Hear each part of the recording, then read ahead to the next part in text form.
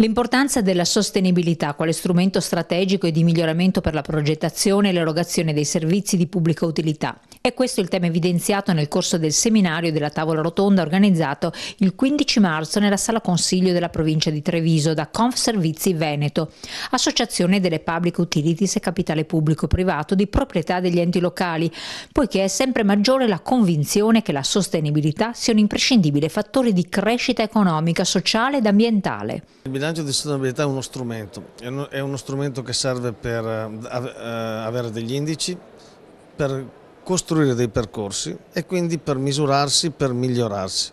Questo era oggi il leitmotiv della giornata. Non tutte le aziende sono obbligate, ma noi stiamo veicolando il fatto che tutte le aziende inizino il percorso per redare un bilancio di sostenibilità.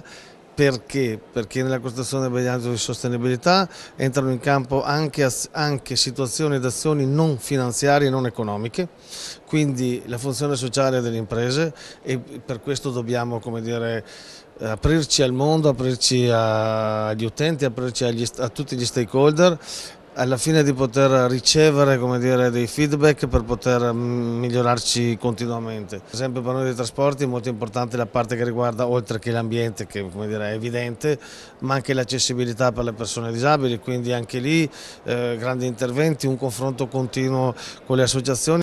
Tutto ciò serve appunto per dare al nostro sistema un'impronta evoluta e per cercare di fare in modo che l'utilizzo delle risorse oggi non bruci la possibilità alle generazioni future di poter soddisfare i propri bisogni.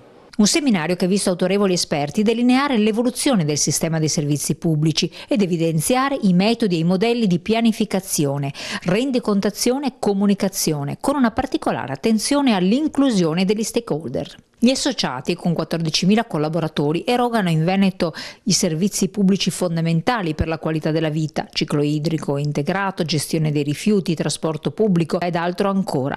Noi già dal 2012 siamo impegnati a predisporre il bilancio sociale e continuiamo ogni anno ad aggiornarlo, soprattutto con le nuove direttive che escono in questo settore, soprattutto guardando alle nostre fasce di utenti, degli stakeholder e della cittadinanza, dei cittadini e delle municipalità. Chi ha fatto della sostenibilità un driver strategico è consapevole che innovare e innovarsi attraverso un confronto continuativo con i portatori di interesse migliora la collaborazione, aumenta il livello di competenze, amplia le conoscenze per rendere più sostenibile la filiera. L'obiettivo principale è la condivisione con i cittadini, soprattutto a cui noi rivolgiamo i servizi, lo scambio delle informazioni, la consapevolezza in particolare che i servizi pubblici ambientali necessitano